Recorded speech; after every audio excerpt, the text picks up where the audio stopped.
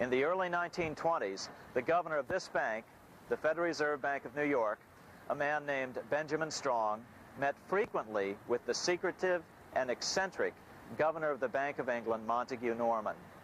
Norman was determined to replace the gold England had lost to the U.S. during World War I and return the Bank of England to its former position of dominance in world finance.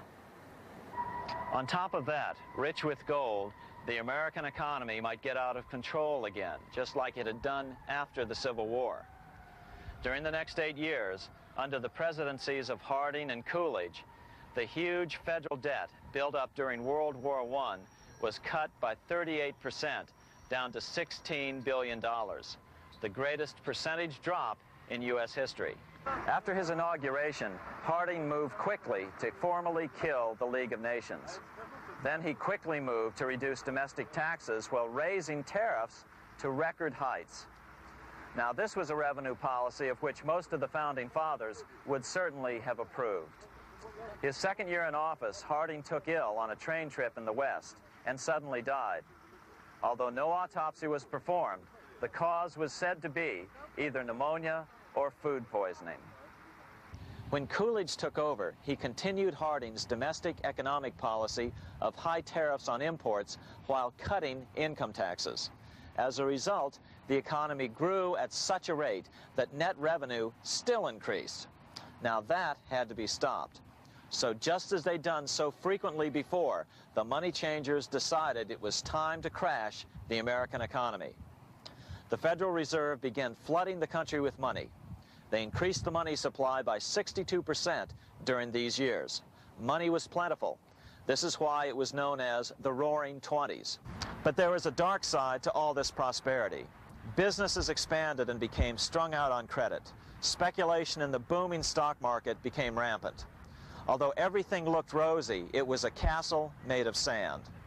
When all was in readiness, in April of 1929, Paul Warburg, the father of the Federal Reserve, sent out a secret advisory warning his friends that a collapse and nationwide depression was certain.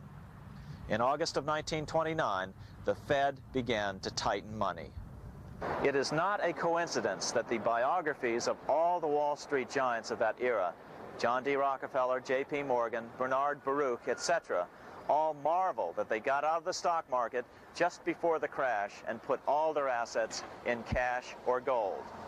On October 24th, 1929, the big New York bankers called in their 24-hour broker call loans. This meant that both stockbrokers and customers had to dump their stocks on the market to cover their loans, no matter what price they had to sell them for. As a result, the market tumbled, and that day was known as Black Thursday. According to John Kenneth Galbraith, writing in The Great Crash, 1929, at the height of the selling frenzy, Bernard Baruch brought Winston Churchill into the visitors' gallery of the New York Stock Exchange here to witness the panic and impress him with his power over the wild events down on the floor. Congressman Louis McFadden, chairman of the House Committee on Banking and Currency from 1920 to 1931, knew who to blame. He accused the Fed and the international bankers of orchestrating the crash. It was not accidental. It was a carefully contrived occurrence. The international bankers sought to bring about a condition of despair here so that they might emerge as rulers of us all.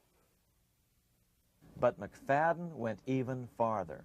He openly accused them of causing the crash in order to steal America's gold. In February 1931, in the midst of the Depression, he put it this way.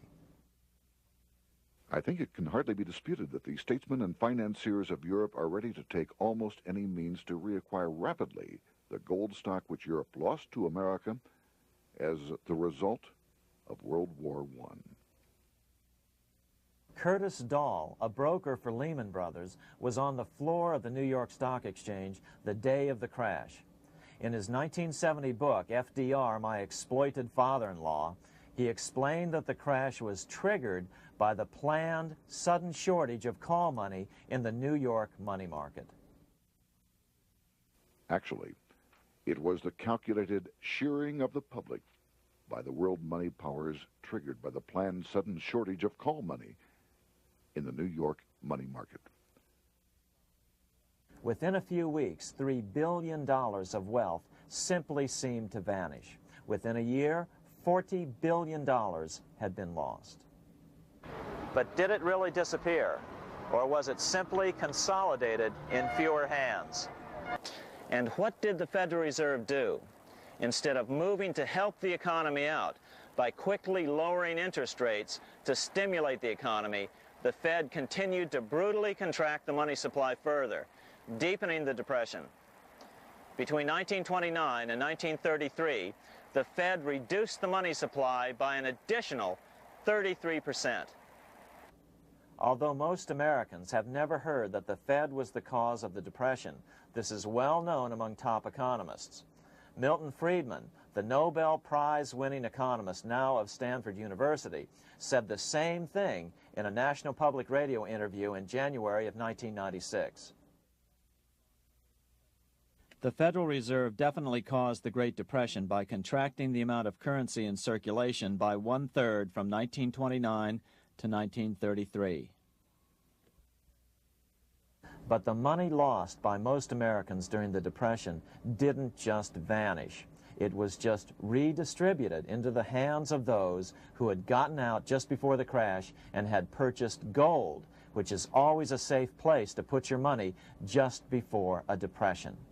Franklin D. Roosevelt was swept into office during the 1932 presidential election. Once Roosevelt was in office, however, sweeping emergency banking measures were immediately announced, which did nothing but increase the Fed's power over the money supply. Later that year, Roosevelt outlawed private ownership of all gold bullion and all gold coins with the exception of rare coins. Most of the gold in the hands of the average American was in the form of gold coins. The new decree was, in effect, a confiscation. Those who didn't comply risk as much as 10 years in prison and a $10,000 fine, the equivalent of $100,000 today. Out in small-town America, some people didn't trust Roosevelt's order. Many were torn between keeping their hard-earned wealth or obeying the government. Those who did turn in their gold were paid the official price for it, $20.66 per ounce. So unpopular was the confiscation order that no one anywhere in government would take credit for authoring it. No congressman claimed it. At the signing ceremony, President Roosevelt made it clear to all present that he was not the author of it and publicly stated that he had not ever read it. Even his Secretary of the Treasury said he'd never read it either, saying it was, quote, what the experts wanted. Roosevelt convinced the public to give up their gold by saying that pooling the nation's resources was necessary to get America out of the Depression.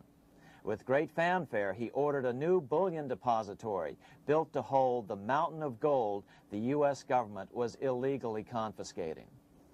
By 1936, the U.S. Bullion Depository at Fort Knox was completed, and in January 1937, the gold began to flow into it. The rip-off of the ages was about to proceed. In 1935, once the gold had all been turned in, the official price of gold was suddenly raised to $35 per ounce. But the catch was, only foreigners could sell their gold at the new higher price.